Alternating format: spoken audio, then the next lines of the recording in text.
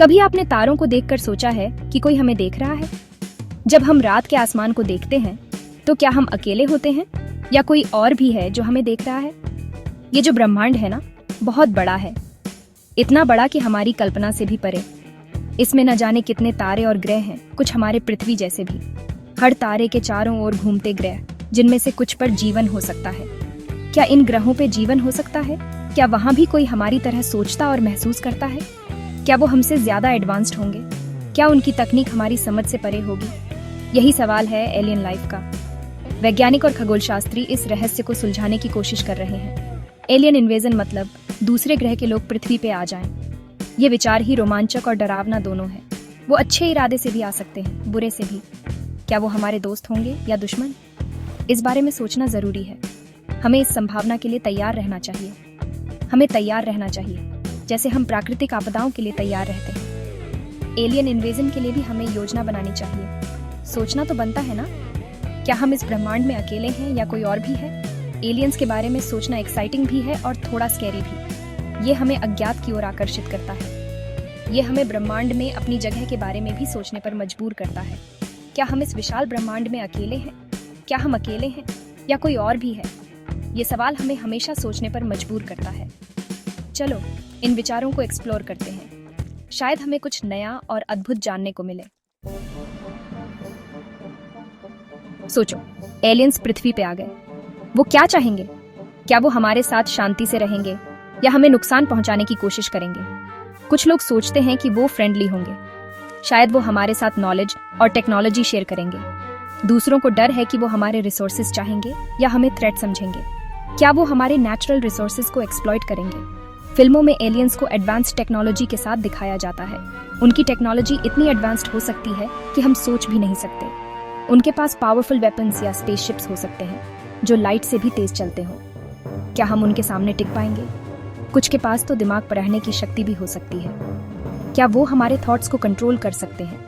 पर हम कैसे जानेंगे कि एलियंस आ रहे हैं? क्या हम उनके सिग्नल्स को डिटेक्ट कर पाएंगे? साइंटिस्ट हमेशा साइंस ढूंढ रहे हैं। वो हर समय स्पेस को मॉनिटर करते हैं। वो स्पेस से आने वाले सिग्नल स्टडी करते हैं। क्या हमें कोई वार्निंग मिलेगी? आसमान में अजीब ऑब्जेक्ट्स को भी देखते हैं। क्या वो यूएफओज हैं या कुछ और? हमें हमेशा तैयार रहना चाहिए। हमारा ब्रह्मांड अजूबों से भरा है। क्या आपको पता है कि हमारा सोलर सिस्टम मिल्की वे गैलेक्सी में अरबों में से एक है और ब्रह्मांड में अरबों गैलेक्सीज हैं। कुछ प्लैनेट्स गैस के बड़े बड़े गोले हैं, जुपिटर से भी बड़े।